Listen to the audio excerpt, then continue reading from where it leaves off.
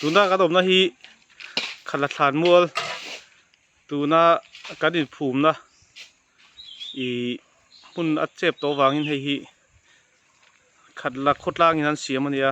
local council le we metrang kop ta khianin mihring kuang kha in thol mai tur ne ta hian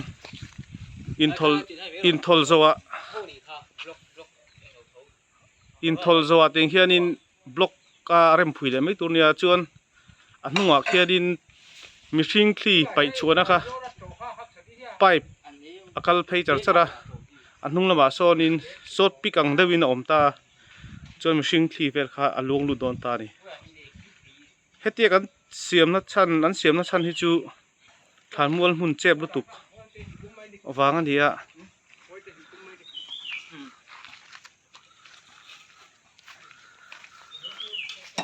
ta hian mihring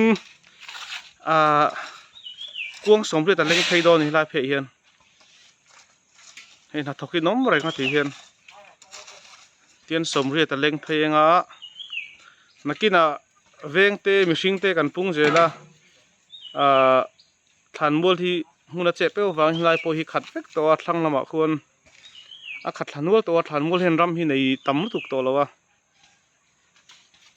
nakina chon recycle te pokan ti langai ka ringa in phor chua kum som dana in phor chua a thlan ro ka siam chuan an ru ro ate lak chua khatia han ti le te khangai ka ringa ti hian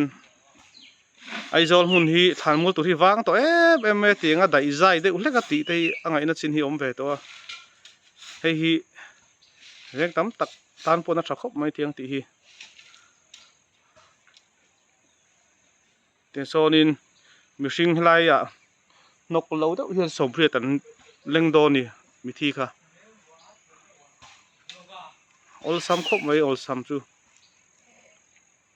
lai azol in phumna te a bitina bit phei to lai te phei chu nakina chuan kan soile soi nu recycle la kan line ti te ngai lawang ti la soi thei lo ani mihring kan pun zela wangin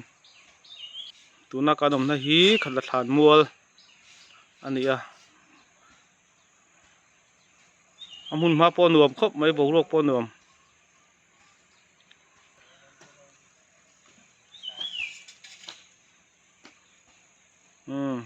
hei hi hrelote kan om takin karon video zoi ni